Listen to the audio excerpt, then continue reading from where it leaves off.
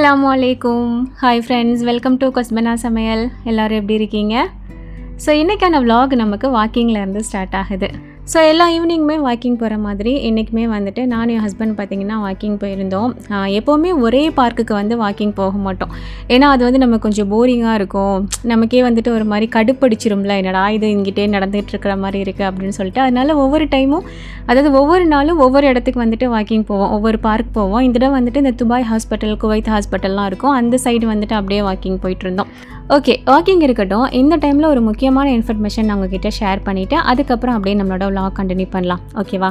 ஒவ்வொரு 6 மாதத்துக்கு ஒரு தடவையும் இந்த விஷயம் வந்து உங்களுக்கு நான் ஷேர் பண்ணிகிட்ருக்கேன். இது அவ்வளோ பேருக்கு ரொம்பவே யூஸ்ஃபுல்லாக இருக்குது. நிறைய பேர் இப்போ கண்டுபிடிச்சிருப்பீங்க மதரசா பற்றின டீட்டெயில்ஸ். அல்ஹம்துலில்லாஹ் இப்போ 6வது பேட்ச் ஸ்டார்ட் ஆகிருக்கு.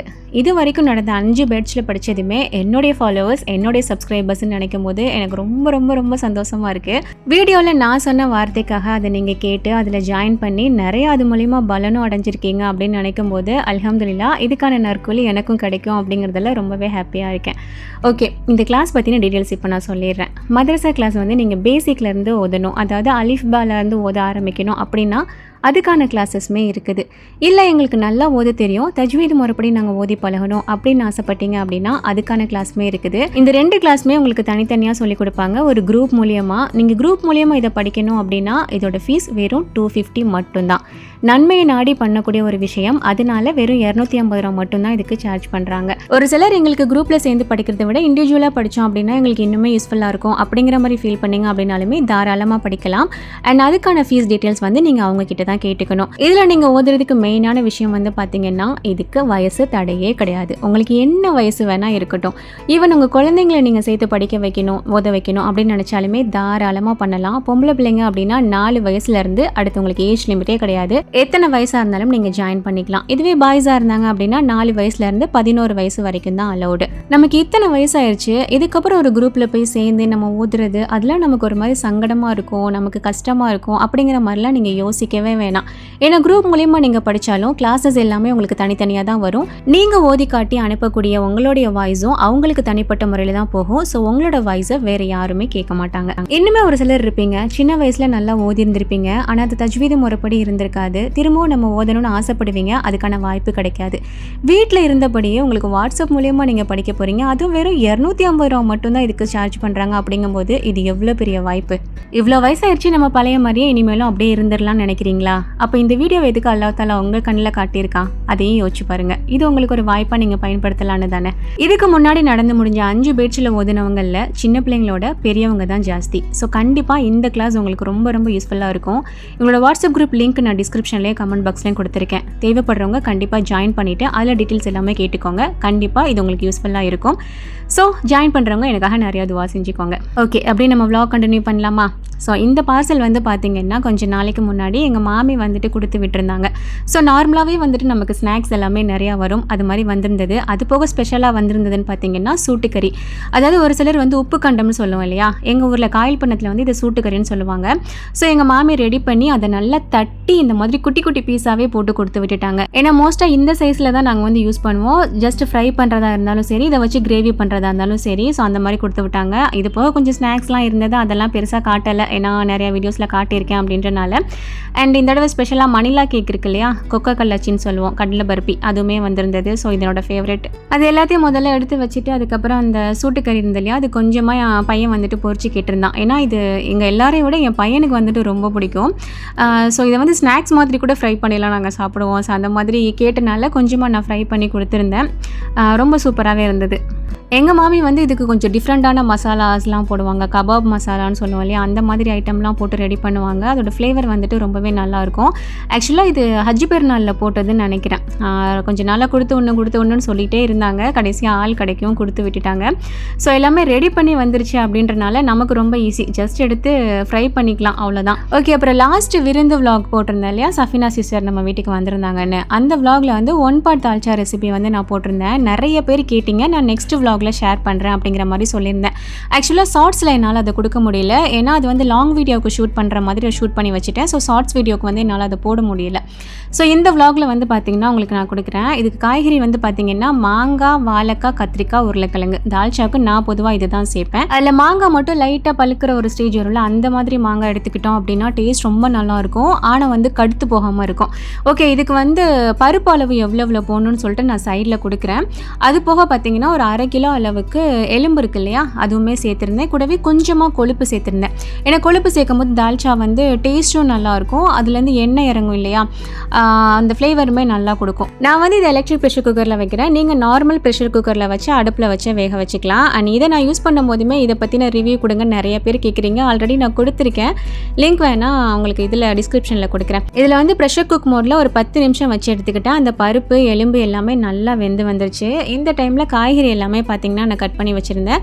தால்ச்சாவுக்கு பொதுவாக காய் எல்லாமே கொஞ்சம் பெரிய பெரிய சைஸில் நம்ம கட் பண்ணுவோம் தானே, அந்த மாதிரி கட் பண்ணிவிட்டு எல்லா காய்கறியும் வந்து நான் சேர்க்கலை. மாங்காவை தவிர மற்ற எல்லாத்தையும் நான் சேர்த்துட்டேன். அதுக்கப்புறம் ஒரு 2 கைப்பிடி அளவுக்கு வெங்காயம், நல்ல பெரிய தக்காளியாக ஒரு தக்காளி, 2 பச்சை மிளகாய், ஒரு கைப்பிடி அளவுக்கு புதினா, கொத்தமல்லி, 2 டீஸ்பூன் அளவுக்கு இஞ்சி பூண்டு பேஸ்ட்டு, 2 டேபிள் ஸ்பூன் அளவுக்கு தயிர், அதுக்கப்புறம் சில்லி பவுடர் இருக்கு இல்லையா, அது வந்துட்டு ஒரு 1.5 டீஸ்பூன் அளவுக்கு சேர்த்துருக்கேன். தனியா பவுடர் வந்துட்டு ஒரு 1.5 டீஸ்பூன் அளவுக்கு சேர்த்துருக்கேன். ஜீரகத்தூள் வந்துட்டு ஒரு 1/2 டீஸ்பூன். அதுக்கப்புறம் நம்ம பட்டை, கிராம்பு, ஏலக்காய் தூள் இருக்கு இல்லையா, பிரியாணி மசாலா, அது ஒரு 1/2 டீஸ்பூன். தேவையான அளவுக்கு உப்பு அண்ட் தண்ணி எல்லாத்தையும் மொத்தமாக சேர்த்துட்டு நல்லா ஒரு தடவை கலந்து விட்டுட்டு அதுக்கப்புறமா மூடி போட்டுட்டு திரும்பவும் நம்ம குக் பண்ண போகிறோம். தண்ணி கொஞ்சம் தாராளமாகவே சேர்த்துக்கோங்க, இல்லைனா அடி பிடிச்சிரும். எப்படியும் தால்ச்சா கட்டியாக தான் வரும். ஸோ தண்ணி வந்து பயப்படாமல் சேர்த்துக்கோங்க. நான் இந்த ப்ரெஷர் குக்கரில் பண்ணுறேன் அப்படின்றனால நான் ஒரு 5 நிமிஷத்துக்கு வச்சு வேக வச்சுக்கிட்டேன். நீங்கள் வந்துட்டு ஒரு 2 விசில் வச்சு எடுத்துக்கினாலே போதும். அதுக்கு மேலே வச்சிங்கன்னா காய்கறி எல்லாமே குழஞ்சிரும். ஸோ இப்போ பார்த்தீங்கன்னா நல்லா வெந்துருச்சு. திரும்பவும் இதை வந்து பார்த்திங்கன்னா ஆன் பண்ணிவிட்டு இதில் வந்து நம்ம மாங்காய், புளியும் சேர்த்து கொதிக்க வைக்க போகிறோம். ஏன்னா மாங்காய் நம்ம ப்ரெஷர் குக் பண்ணுறோம் அப்படின்றனால முன்னாடியே சேர்த்தோம் அப்படின்னா குழஞ்சி போயிடும். இந்த எலக்ட்ரிக் ப்ரெஷர் குக்கரில் வந்து பார்த்திங்கன்னா சாட்டே அப்படிங்கிற ஒரு மோட் இருக்கும், அதை கொடுத்து ஆன் பண்ணிட்டோம் அப்படின்னா நார்மல் அடுப்பை பற்ற வச்சு நம்ம கொதிக்க வைக்கும் போது எந்த மாதிரி இருக்கும், ஸோ அந்த மாதிரி அது வந்து பார்த்திங்கன்னா சூடு வந்து கொடுத்துட்ருக்கோம், அதுலேயே கொதிக்க ஆரம்பிச்சிடும். இந்த டைமில் பார்த்திங்கன்னா நான் மாங்காய் வந்துட்டு சேர்த்துக்கிறேன். ஒரு முழு மாங்காய் ப்ளஸ் ஒரு நெல்லிக்காய் சைஸ் அளவுக்கு புளி வந்துட்டு ஊற வச்சு கரைச்சி வச்சுருந்தேன். அதையும் சேர்த்துட்டு நல்லா கலந்து விட்டுக்க வேண்டியதான். இது ஒரு பக்கம் கொதிச்சுட்டு இருக்கும் போது இதுக்கு ஒரு தாளிப்பு வந்து நம்ம ரெடி பண்ணணும். நான் வந்து ஒரு சின்ன பாத்திரத்தில் தாளிச்சிட்டு தாளிப்பை வந்து இதில் சேர்த்துக்க போகிறேன். நீங்கள் வந்து பெரிய பாத்திரத்தில் தாளித்து அந்த தாளிப்பில் நீங்கள் தால்ச்சாவை தூக்கி ஊற்றுனீங்க அப்படின்னாலும் அது உங்களோட விருப்பம் தான். நான் வந்து இந்த மாதிரி பண்ணுறேன். ஸோ சட்டியில் வந்துட்டு நெய், தேங்காய் எண்ணெய் சேர்த்துட்டு பட்டை, கிராம்பு, ஏலக்காய் சேர்த்து நல்லா பொரிய விட்டுட்டேன். அதுக்கடையில் இந்த பக்கம் தால்ச்சா கொதிக்க ஆரம்பிச்சிருச்சு. இதில் வந்து வெங்காயம், கருவேப்பிலெல்லாம் சேர்த்து நல்லா முருகி வந்ததுக்கப்புறமா ஒரு 2 டீஸ்பூன் அளவுக்கு இஞ்சி பூண்டு பேஸ்ட்டு சேர்த்துட்டு நல்லா மிக்ஸ் பண்ணி விட்டுட்டேன். அதோட பச்சை வாசம்லாம் போனதுக்கப்புறம் ஜஸ்ட் ஒரு 1/2 டீஸ்பூன் அளவுக்கு மட்டும் காஷ்மீரி சில்லி பவுடர் சேர்த்தேன், ஜஸ்ட் ஒரு கலருக்காக. இதே நல்லா வதக்கி விட்டுட்டு அந்த மசாலாவோட ராஸ்மெல் போனதுக்கப்புறமா இதை அப்படியே தூக்கி அது தலையில் தட்டியாச்சு. ஸோ அவ்வளோதான், நம்ம தால்ச்சா சூப்பராக ரெடி ஆயிடுச்சு. நம்ம நார்மலாக சட்டியில் சேர்த்து வதக்கி பண்ணுற தால்ச்சா டேஸ்ட் எப்படி இருக்குமோ அதே மாதிரி தான் இது இருக்கும். இது வந்து எங்கள் நன்னியோட ஸ்டைலு, எங்கள் அத்தாவோட அம்மா. ஆக்சுவலாக வாப்பம்மா, வாப்ச்சா, அத்தம்மான்னு சொல்லுவாங்க, நாங்கள் வந்து நன்னின்னு தான் சொல்லுவோம். ஸோ அவங்களோட ஸ்டைலு. கடைசியாக வந்து பார்த்திங்கன்னா கொஞ்சமாக கொத்தமல்லியும் கரம் மசாலாவும் போட்டுட்டு நல்லா மிக்ஸ் பண்ணி விட்டுட்டேன். இந்த ஸ்டைலில் பண்ணும்போதுமே அப்படியே கல்யாண வீட்டு தால்ச்சா டேஸ்ட்டில் இருக்கும். கண்டிப்பாக நீங்கள் வந்து ட்ரை பண்ணி பாருங்கள். நல்லா கமகமன் ரெடியாகி வந்துருச்சு. ஸோ நிறைய பேர் கேட்டனால இந்த ரெசிபியை வந்துட்டு நான் இந்த vlogல இன்க்ளூட் பண்ணியிருந்தேன். அண்ட் இதுக்கப்புறம் லாஸ்ட்டு சாட்டர்டே அன்னைக்கு நாங்கள் நைட்டு போல் நாங்களும் ஃப்ரெண்டு ஃபேமிலியும் வந்து வெளியில் போயிருந்தோம். ஸோ அதை வந்துட்டு அப்படியே உங்களுக்கு நான் கண்டினியூ பண்ணியிருப்பேன். ஸோ நான் வந்து பார்த்திங்கன்னா கருப்பட்டி காஃபி போட்டு கொண்டுட்டு போடலான்னு சொல்லிட்டு அதுதான் போட்டுட்ருக்கேன். நிறைய பேர் இதுக்கு ரெசிபி கேட்டிங்க. இது அவ்வளோ பெரிய குதிரை கொம்புலாம் இல்லை, ரொம்ப ஈஸியாக பண்ணிடலாம். பட் ரெசிபி வந்து இதில் நான் சொல்லியிருக்கேன். இதுக்கு மெயின் வந்து பார்த்திங்கன்னா கருப்பட்டி. இந்த கருப்பட்டியை ஒரு ஷார்ட்ஸில் நான் காட்டியிருக்கும் போது எங்கே வாங்கினீங்க நிறைய பேர் கேட்டிங்க. ஆக்சுவலாக இந்த கருப்பட்டி வந்து பார்த்திங்கன்னா எனக்கு எங்கள் மாமா வாங்கி கொடுத்து விட்டுருந்தாங்க. என் தங்கச்சி சபீனா இருக்கா இல்லையா, அவளோட மாமனார், அவங்க வந்து வாங்கி கொடுத்து விட்டுருந்தாங்க. எந்த ஊரில் வாங்கினாங்கன்னு எனக்கு சரியாக ஞாபகம் இல்லை, நான் வேணால் கேட்டு சொல்கிறேன். ஆனால் சூப்பரான கருப்பட்டி, செம்மையாக அப்படியே மெல்ட். ஃப்ரிட்ஜில் இருக்கும் போதே இது இந்த அளவுக்கு மெல்ட்டாக இருக்குன்னா பாருங்களேன். ஆனால் இது வெளியில் வச்சோன்னா நமக்கு கெட்டு போயிடும், அதனால் ஃப்ரிட்ஜில் வச்சு தான் யூஸ் பண்ணிகிட்ருக்கேன். ஸோ இனிப்பு எந்த அளவுக்கு தேவையோ அதுக்கு தகுந்த மாதிரி அந்த தண்ணியில் கருப்பட்டி வந்து சேர்த்துக்கோங்க. தண்ணி கொதிச்சதுக்கப்புறம் சேர்க்கணுன்னா இல்லை, இப்போவே சேர்த்துடணும். அதுக்கப்புறம் இஞ்சி வந்து பார்த்திங்கன்னா உங்களோட காரத்துக்கு தகுந்த மாதிரி சேர்த்துக்கோங்க. நாங்கள் நல்லாவே காரமாக குடிப்போம். ஸோ நான் மிக்சியில் அடித்து சேர்த்துருக்கேன், நல்லா சாறு இறங்கணும் அப்படின்றதுக்காக.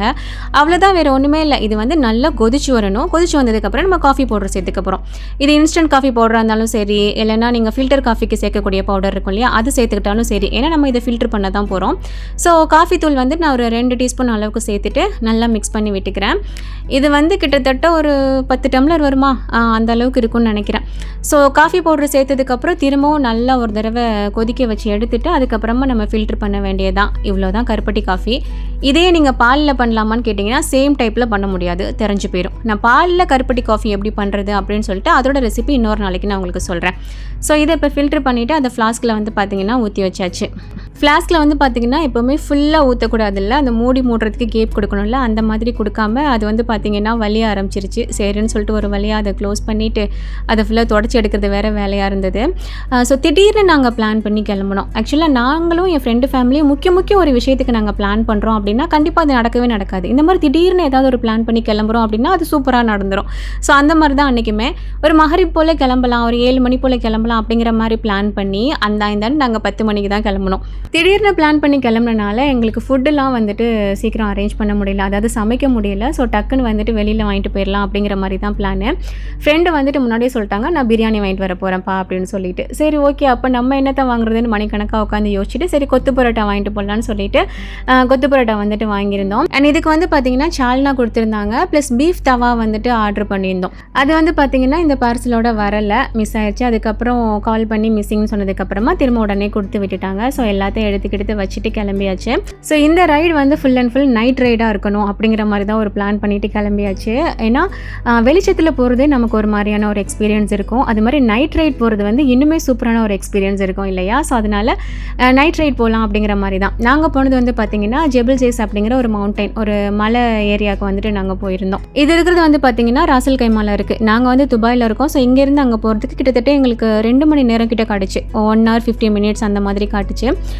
ஸோ போகிற வழியிலே வந்துட்டு பெட்ரோல் ஃபில் பண்ணுறது, ஏர் செக் பண்ணுறது, இந்த மாதிரி எல்லா வேலையும் முடிச்சுட்டு அப்படியே அல்ஹம்துலில்லாஹ் கிளம்பியாச்சு. அண்ட் நைட் ரைடு வந்துட்டு உண்மையிலேயே ரொம்ப ஜாலியாக இருக்கும் இல்லையா, சூப்பராக இருந்தது. கிளம்பிட்டோம். அண்ட் ஃப்ரெண்டு ஃபேமிலி வந்து அவங்க முன்னாடி காரில் போயிட்டு இருந்தாங்க, நாங்கள் அப்படியே பின்னாடி போயிட்டு இருந்தோம். போகிற வழியில் பார்த்திங்கன்னா நாங்கள் வந்து ஒரு எக்ஸிட்டை மிஸ் பண்ணிட்டோம். ஸோ அவங்க வேறு ரூட்லேயும் நாங்கள் வேறு ரூட்லேயும் போகிற மாதிரி ஆயிடுச்சு. ஆக்சுவலாக இங்கே வந்து நம்ம ஒரு எக்ஸிட்டை மிஸ் பண்ணோன்னு வைங்களேன், அதாவது ஒரு வழி எக்ஸிட்டுங்கிறது இந்த பாதையில் போகிறதுக்கு பதிலாக இந்த பாதையில் போயிட்டோம் அப்படின்னு அன்றைக்கி அது அப்படியே இன்னொரு தடவை சுற்றி அந்த இடத்துக்கு திருப்பி வர்றதுக்கே பெரிய குதிரை கொம்பாக இருக்கும். ஸோ அந்த மாதிரி தான் எங்களை வந்து ஒரு சுத்தலில் விட்டுருச்சு. ஸோ அவங்க வந்துட்டு போகிற வழியிலே மெசேஜ் போட்டேன், நாங்கள் எக்ஸிட் மாறிட்டோப்பா, நாங்கள் எப்படியாவது மேப்பை பார்த்து வந்துடுறோம், நீங்கள் அப்படியே கண்டினியூ பண்ணுங்கள் அப்படின்னு சொல்லிட்டு அப்படியே ஒரு வழியை நாங்கள் அப்படியே கிளம்பி போயிட்டோம்.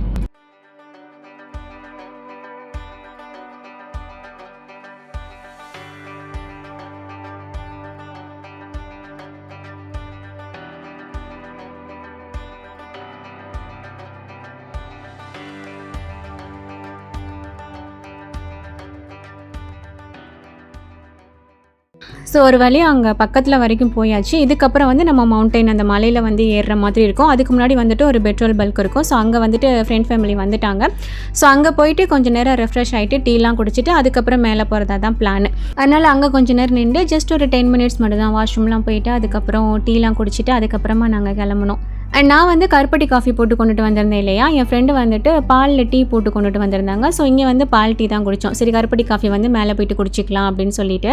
ஸோ ரொம்ப நேரம் இருக்கல, ஒரு 10 நிமிஷம் இல்லை 15 நிமிஷம் இருந்திருப்போம். அதுக்கப்புறம் அப்படியே நாங்கள் கிளம்பிட்டோம்.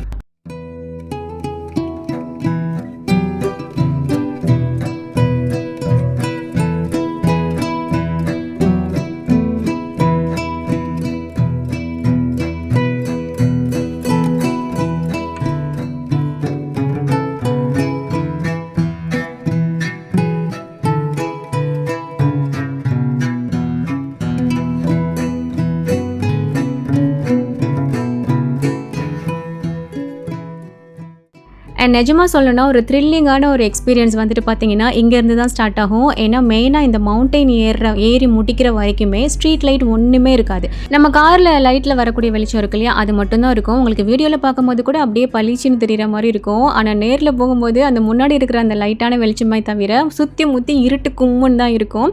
ஸோ இதில் வந்து இந்த மவுண்டெயினில் நம்ம ஏறுறோன்னா பார்த்துக்கோங்களேன், அது வந்து பார்த்திங்கன்னா பாம்பு மாதிரி வளைஞ்சு போகும் அந்த பாதை. இதே ரூட்டில் நம்ம பகல் டைமில், அதாவது வெளிச்சமாக இருக்கிற டைமில் நம்ம போனோம் அப்படின்னா அதோட எக்ஸ்பீரியன்ஸ் டோட்டல் டிஃப்ரெண்ட்டாக இருக்கும். பட் நைட்டு போனோம் அப்படின்னா செம்ம த்ரில்லிங்காக இருக்கும். ஏன்னா இவ்வளோ இருட்டுக்குள்ளே 2 பக்கமே பார்த்திங்கன்னா நம்ம மலையில் ஏறோன்றனால பள்ளம் தான் இருக்கும். ஸோ அது ஒரு மாதிரியான டிஃப்ரெண்ட்டான ஒரு எக்ஸ்பீரியன்ஸாக இருந்தது. நான் வந்து உங்களுக்கு இந்த மலை எப்படி ஏறுது அப்படிங்கிறத வந்து மேப்பில் வந்து நான் காட்டியிருப்பேன். அதை பார்த்திங்கன்னா உங்களுக்கு தெரியும். ஸோ இப்போ பார்க்குறீங்க இல்லையா, இந்த மேப்பில் இதில் வந்துட்டு எப்படி போகுதுன்னு பாருங்கள். இந்த மாதிரி தான் போகும். இதில் அந்த ஒவ்வொரு பெண்டுலேயும் கார் அப்படியே வளைஞ்சி போகும்போது நமக்கு அப்படியே ஒரு மாதிரி படப்படன்னு இருக்கும், பதட்டமாக இருக்கும். ஆனாலும் அது ஒரு மாதிரியான எக்ஸ்பீரியன்ஸாக இருந்தது. அதுவும் நைட் டைமில் இதை எக்ஸ்பீரியன்ஸ் பண்ணுறது வந்து இன்னுமே ஒரு மாதிரி டிஃப்ரெண்ட்டான ஒரு ஃபீலிங்காக இருந்தது. ஆனால் நான் தான் ஒவ்வொரு தடவையும் அந்த பெண்டில் அந்த கார் வளையும் போதெல்லாம் ஸ்பீடு கண்ட்ரோல் ஒரு மாதிரியாக கத்திக்கிட்டே வந்தேன். என் ஹஸ்பண்டுக்கு கடுப்பாயிட்டாங்க, நீ பேசாமல் வாய் மூடிட்டு வா, இல்லைன்னா அப்படியே ஜம்ப் பண்ணி பின்னாடி போயிரு, தேவையில்லாமல் என்னை டென்ஷன் பண்ணாத அப்படின்ட்டு. ஆக்சுவலாக நான் வந்து பார்த்திங்கன்னா கொஞ்சம் நல்லாவே போல்டு தான். ஏதாவது ஒரு விஷயம் நான் பண்ணுறேன் அப்படின்னா தைரியமாக பண்ணுவேன், எதுக்கும் அவ்வளோ சீக்கிரம் பயப்பட மாட்டேன் தான். இது எல்லாமே பார்த்தீங்கன்னா நான் தனிப்பட்ட முறையில் ஏதாவது செய்கிறேன்னா தான். இதுவே கூட வந்து நமக்கு பிள்ளைங்க இருக்காங்க, ஹஸ்பண்ட் இருக்காங்க, இந்த மாதிரி ஒரு நைட்டு கும்மி இருட்டில் இந்த மலையில் இப்படி வளைஞ்சு கார் போகிறதெல்லாம் பார்க்கும்போது ஒரு தாய்மை உணர்வுலாம் நமக்கு வரும்ல, அது வந்து ஒரு மாதிரி பயமாக இருக்குது. நம்ம ஃபேமிலியோடு போகிறோம், சேஃபாக போகணும் அப்படிங்கிற மாதிரியான ஒரு பயம் ஆட்டோமேட்டிக்காக அது வந்துடுது. இது எனக்கு தானா அப்படிங்கிறது தெரியல. நான் அந்த மேப்பையே செக் பண்ணிகிட்டே வரேன், இன்னும் எத்தனை பெண்ட் இருக்குது, எப்போ போய் அந்த இடத்த ரீச் பண்ணுவோம் அப்படின்னு சொல்லிட்டு அதே தான் நான் பார்த்துட்டு வந்தேன். ஓரளவுக்கு மேப்பில் பார்க்கும்போது ஹப்பா பக்கத்தில் வந்துட்டு அல்ஹம்துலில்லாஹ் அப்படிங்கிற மாதிரி ஒரு ஃபீல் வந்துருச்சு.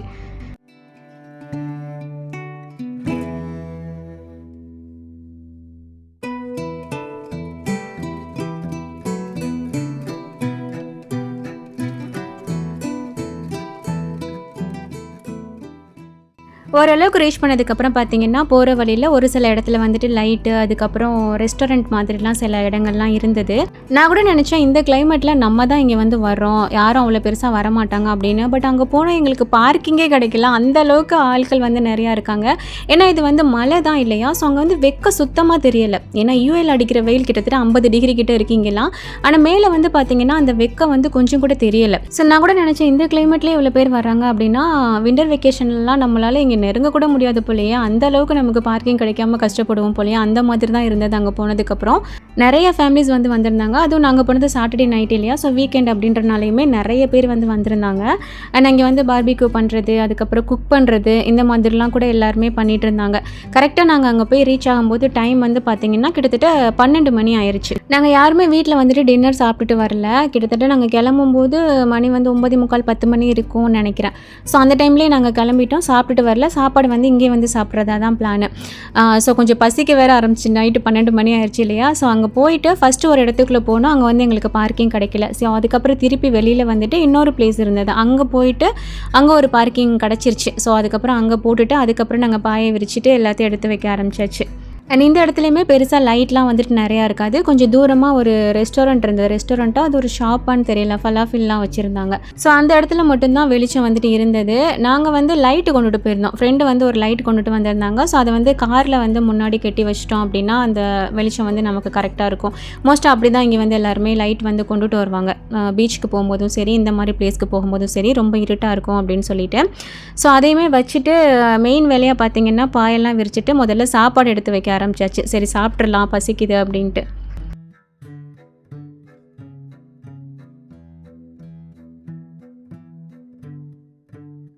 அண்ட் பிள்ளைங்க வந்து பார்த்திங்கன்னா வீட்டில் விளையாடக்கூடிய அந்த டென்ட் இருக்கும் இல்லையா, குட்டியாக, அதையுமே கொண்டுட்டு வந்திருந்தாங்க. சரி அவங்க வந்து அங்கே உள்ளே உட்காந்து விளையாடுறதுக்கு வந்து கரெக்டாக இருக்கும் அப்படின்ற மாதிரி. அண்ட் அதுக்கப்புறம் நாங்கள் பார்த்திங்கன்னா நாங்கள் பாயை விரித்து உட்காந்து சாப்பிட்டுலாம் முடிச்சதுக்கப்புறம் கூட என்னாலையும் என் ஃப்ரெண்டாலையும் நம்பவே முடியல, நம்ம வந்துட்டோமா, நம்மளோட பிளான் ஒரு அளவுக்கு சக்ஸஸ் ஆயிடுச்சா அப்படிங்கிற மாதிரி தான் இருந்தது. ஏன்னா இது வந்து சடனாக போட்ட பிளான், டக்குன்னு ஒரு 2-3 மணி நேரத்தில் நாங்கள் கிளம்பிட்டோம். நாங்கள் முக்கிய போடுவோமே, ஒரு வாரமாக பிளான்லாம் போடுவோமே, அந்த மாதிரி பண்ணுறதுலாம் கூட எங்களுக்கு நடக்காது. அப்படியே அது நடந்து நாங்கள் அந்த இடத்துக்கு வீட்டுக்கு போய் சேர்ந்துட்டோம் அப்படின்னாலுமே அதை ஃபுல்ஃபில் பண்ண முடியாமல் ஏதாவது ஒரு விஷயம் நடந்து நாங்கள் உடனே ரிட்டர்ன் வர மாதிரிலாம் ஆயிருக்கு எங்களுக்கு. ஸோ அதனாலே நாங்கள் பிளான் பண்ண வேண்டாம், நமக்கு எப்போவாது சடனாக ஏதாவது நடந்ததுன்னா நடந்துட்டு போகட்டும் அப்படின்னு சொல்லிட்டு. ஸோ அன்றைக்கி வந்து எங்கள் 2 பேருக்குமே செம்ம ஹாப்பி. ஏதோ ஒரு விஷயம் நம்ம யோசிக்காத ஒரு விஷயம் நடந்துருச்சு அப்படின்னு சொல்லிட்டு. ஏன்னா இந்த மாதிரி விஷயங்கள்லாம் வந்துட்டு நமக்கு நல்ல ஒரு ஹாப்பியான ஒரு ஃபீல் வந்து கொடுக்கும். அதுவும் நம்ம ஃப்ரெண்டு கூட போகிறோம் அப்படின்னா வந்து அது இன்னுமே ஒரு சந்தோஷமாக இருக்கும்.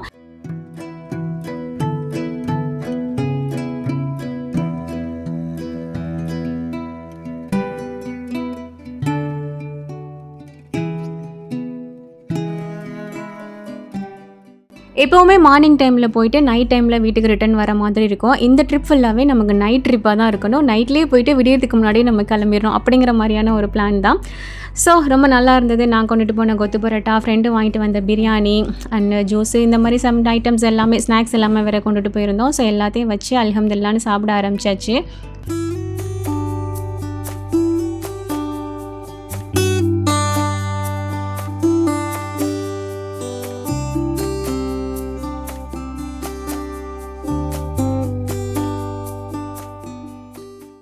அப்புறம் இந்த இடத்துல வீடியோ வந்துட்டு உங்களுக்கு அவ்வளோ கிளாரிட்டியாக இருக்காங்கிறது எனக்கு தெரியலை. ஏன்னா ஒரு சின்ன லைட்டில் தான் வந்து வெளிச்சம் வந்தது. பிள்ளைங்க வேறு அங்கிட்டு இங்கிட்டும் போயிட்டு இருந்தனால அந்த வெளிச்சம் வேறு அப்பப்போ மறைஞ்சு வந்த மாதிரி இருந்தது.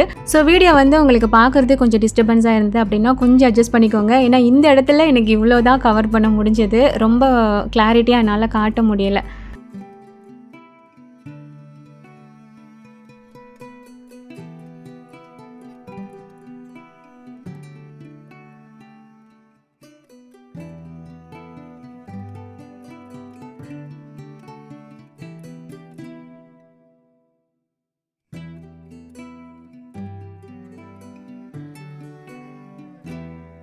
ஸோ ஒரு வழியாக பிள்ளைங்களுக்கு பெரியவங்களுக்குன்னு சொல்லிட்டு யார் யாருக்கு என்ன வேணும்னு சொல்லி கேட்டு சாப்பாடெலாம் போட்டு கொடுத்துட்டு, அதுக்கப்புறம் இன்னொரு பிளேட்டில் வந்து பார்த்திங்கன்னா கொஞ்சம் பிரியாணி, கொத்து பரோட்டா, பீஃப் தவா இந்த மாதிரி எல்லா சைடிஷ்லாம் எடுத்து வச்சுட்டு நானும் என் ஃப்ரெண்டு வந்துட்டு சாப்பிட ஆரம்பித்தாச்சு. அண்ட் நாங்கள் இருந்த இடத்துக்கு அப்படியே கொஞ்சம் தள்ளி இந்த கார்லாம் பார்க் பண்ணியிருக்காங்க இல்லையா, ஸோ அந்த இடத்துக்கிட்ட வந்து பார்த்திங்கன்னா வியூ வந்து கொஞ்சம் நல்லா இருந்தது. நேரில் பார்க்குறதுக்கு நல்லா இருந்தது. பட் வீடியோவில் வந்து பார்த்திங்கன்னா அவ்வளோ கிளியராக என்னால் கவர் பண்ண முடியல. ஏன்னா ஃபுல்லாக இருட்டாக இருந்தது அப்படின்றனால கேமராவில் வந்து அவ்வளோ கிளியராக வந்து அதில் ரெக்கார்ட் ஆகலை. ஸோ நான் நினச்சேன் அந்த இடத்துல உங்களுக்கு அப்படியே ஃபுல்லாக காட்டி வீடியோலாம் எடுக்கணும் அப்படின்னு சொல்லிட்டு. பட் எனக்கு அதை கவர் பண்ண முடியல. இன்ஷால்லா இன்னொரு நாள் இதே பிளேஸ்க்கு வந்துட்டு பகல் டைமில் போய் நான் வந்து வீடியோ எடுத்து போடுறேன். ஏன்னா இந்த பிளேஸ் வந்து பகலில் பார்க்குறதுக்கு இன்னும் வேறு மாதிரியான ஒரு அழகில் இருக்கும். இன்ஷால்லா முடிஞ்சது அப்படின்னா கண்டிப்பாக நான் அதையுமே வீடியோவில் காட்டுறேன்.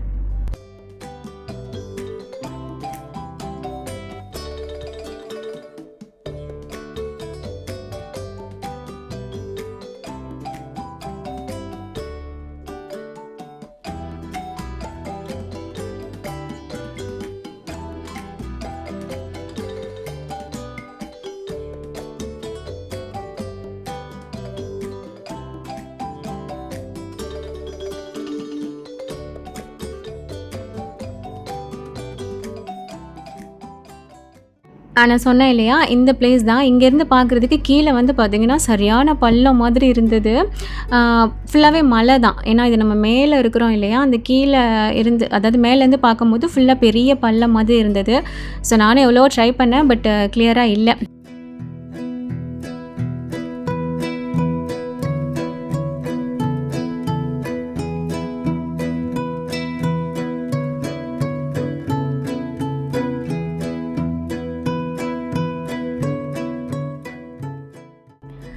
அண்ட் சாப்பிட்டு முடிச்சுட்டு கொஞ்சம் நேரம் அங்கிட்டு இங்கிட்டுமா விளாவிட்டு இருந்துட்டு, அதுக்கப்புறம் பார்த்திங்கன்னா பிள்ளைங்களாம் அவங்க டென்ட் கொண்டுட்டு வந்திருந்தாங்க இல்லையா, அதுக்குள்ளேருந்து விளையாட ஆரம்பித்தாங்க.